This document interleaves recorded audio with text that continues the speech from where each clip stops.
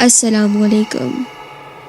کہتے ہیں کہ زیادہ بہادر بننا بھی انسان کے لیے صحیح نہیں ہوتا، اور یہ بات مجھے اس دن پتہ چل ہی گئی تھی۔ یہ آج سے تقریباً 2 سال پہلے کی بات ہے، جب میں ایک ولیج کی گرلز اسکول میں ٹیچر تھا۔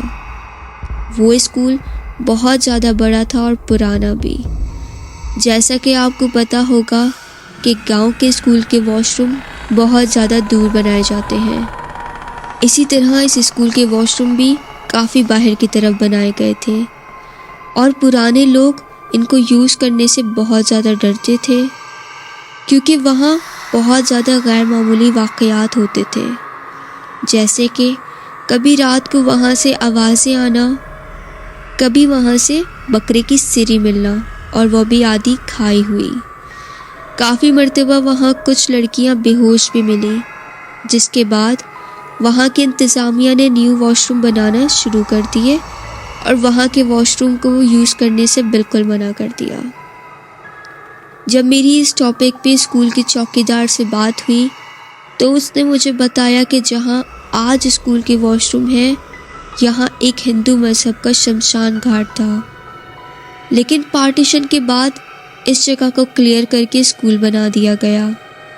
ویسے بھی اس گاؤں میں ایک بہت پرانا مندر بھی تھا، کیونکہ وہاں زیادہ تر ہندو مذہب کے لوگ رہتے تھے۔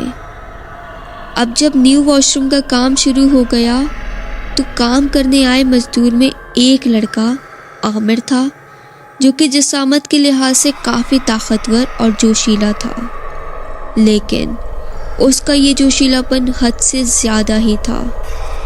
وہ ہر بار اپنی طاقت ثابت کرنے کا کوئی نہ کوئی بہانہ ڈھونڈتا ہی رہتا تھا۔ مزدور لوگ رات کو اسکول میں ہی سوتے تھے، اور ایک رات کی بات ہے جب میں بھی ان کے ساتھ ہی اسکول میں رک گیا، کیونکہ ان لوگوں سے میری کافی زیادہ دوستی اور ہنسی مذاق ہو گیا تھا۔ اس رات عامر کی ایک مزدور کے ساتھ شرط لگی کہ اگر وہ پرانے والے واش روم میں جا کر پیشاب کرے تو وہ مان جائیں گے کہ وہ اصلی مرد ہے۔ میں نے اس بات سے اسے بہت روکا، لیکن عامر کو ہر بار موقع چاہیے تھا اپنے آپ کو ثابت کرنے کا۔ وہ اٹھا اور واش روم کی طرف چلا گیا۔ اس نے سب سے آخر والے واش روم میں، جو کہ سب سے زیادہ پراسرار تھا، وہاں جا کر پیشاب بھی کیا، اور ثبوت کے طور پر دیوار پر لگے جالے اتار کر بھی لے آیا۔ سب نے اس کی بہت زیادہ تعریف کی، لیکن مجھے اب خطرہ محسوس ہو رہا تھا۔ اگلے دن جب سارے مزدور کام کر رہے تھے تو اچانک سے اس نے وہاں پڑی ہتھوڑی اپنے سر میں مارنا شروع کر دی، اور دیکھتے ہی دیکھتے وہاں پڑی ہر چیز اپنے آپ کو مارنا شروع کر دی۔ سب نے بھاگ کر اسے پکڑا اور روکنے کی کوشش کی، لیکن وہ کسی کے بھی قابو میں نہیں آ رہا تھا۔ اسکول کی ساری بچیاں ڈر گئیں اور وہاں سے بھاگ گئیں۔ میں بھاگ کر اس کے پاس گیا تو جب میں نے اسے دیکھا تو وہ ایک لڑکی کی آواز میں کبھی ہنس رہا تھا اور بیچ بیچ میں درد کے مارے چلا بھی رہا تھا۔ اس بات نے سب کو بہت زیادہ ڈرا دیا تھا۔ وہ لڑکی کی آواز میں زور زور سے چلا رہا تھا کہ یہ اب مرے گا، ہر صورت مرے گا۔ ہم نے جیسے تیسے کر کے اس کو پکڑا اور رسیوں کے ساتھ باندھ دیا، اور پھر جا کے گاؤں کے امام صاحب کو بلایا۔ جب وہ آئے تو عامر کی حالت دیکھ کر انہوں نے جواب دے دیا کہ یہ میرے بس کی بات نہیں ہے، یہ بہت خطرناک خونی چڑیل ہے، میں اس کے لیے کچھ بھی نہیں کر سکتا۔ لیکن انہوں نے کہا کہ ساتھ والے گاؤں میں ایک سید صاحب ہیں، ان کو بلا لاؤ۔ مجھے عامر پہ بہت زیادہ ترس آ رہا تھا کہ وہ ایک مزدور تھا اور بیچارہ انجانے میں کیا غلطی کر بیٹھا۔ میں فوراً پیر صاحب کے پاس گیا۔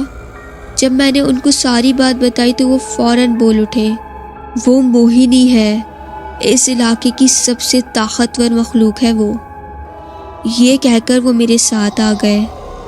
جب پیر صاحب عامر کے سامنے آئے تو عامر ایک دم خاموش ہو گیا۔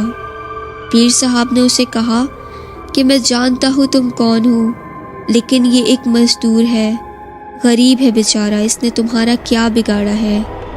تو اس نے آگے سے کہا کہ اس نے میرے چہرے پر پیشاب کیا ہے، اور وہ بھی تب جب میں پوجا کر رہی تھی۔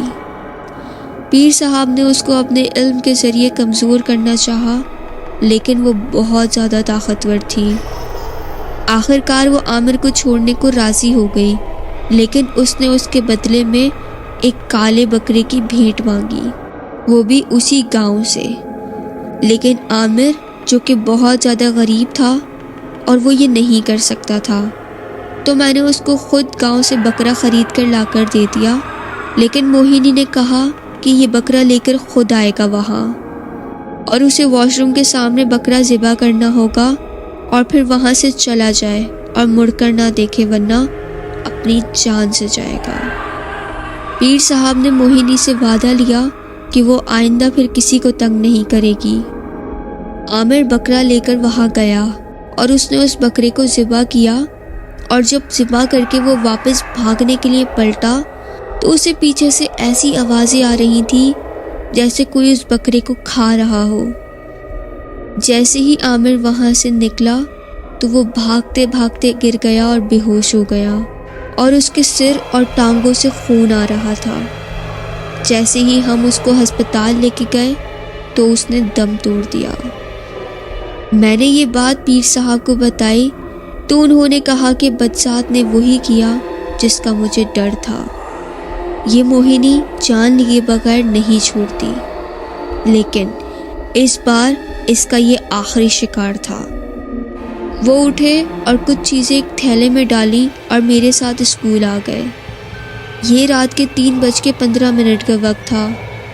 انہوں نے مجھ سے کہا کہ ماسٹر تم اس روم میں جا کر بیٹھ جاؤ، اور کچھ بھی ہو جائے، کوئی بھی آواز آئے، چاہے میری ہی آواز کیوں نہ آئے، باہر نہ آنا جب تک تم اذان کی آواز نہ سن لو۔ اس کے بعد جو اللہ مالک ہے، یا تو آج یہ نہیں یا پھر میں نہیں۔ میں چپ چاپ ان کے کہنے پر اس روم میں آ گیا، اور وہاں سے ایک ونڈو تھی واش روم کی طرف، میں وہاں سے سب کچھ دیکھ رہا تھا۔ جیسے ہی پیر صاحب وہاں گئے تو اچانک سے چیخوں کی اور عجیب سی آوازیں آنا شروع ہو گئیں، جیسے وہاں بہت بری لڑائی چل رہی ہو۔ کبھی موہنی کی عجیب سی اونچی ہنسی کی آواز آتی، اور کبھی پھر اس کی چیخیں آنے لگ جاتی۔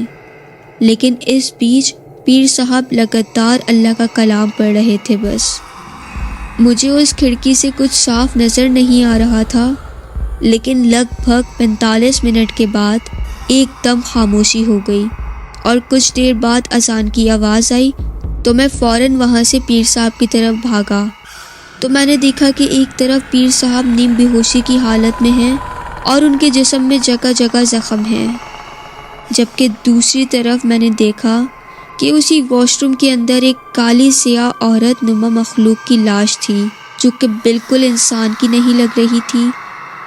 لیکن میرے لیے اس وقت پیر صاحب کی طبیعت زیادہ اہم تھی۔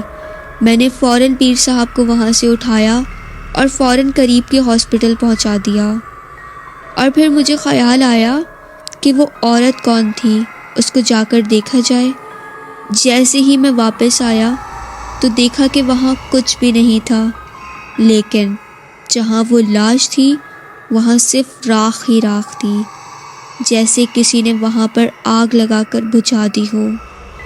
اور پھر اس دن کے بعد اسکول میں کوئی بھی عجیب و غریب واقعہ پیش نہیں آیا، اور الحمدللہ اللہ کے حکم سے آج پیر صاحب بالکل صحیح سلامت ہیں۔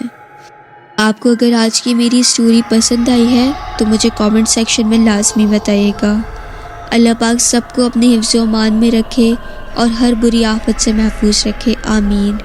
مجھے اپنی ڈھیر ساری دعاؤں میں یاد رکھیے گا۔ فی امان اللہ۔ اللہ حافظ۔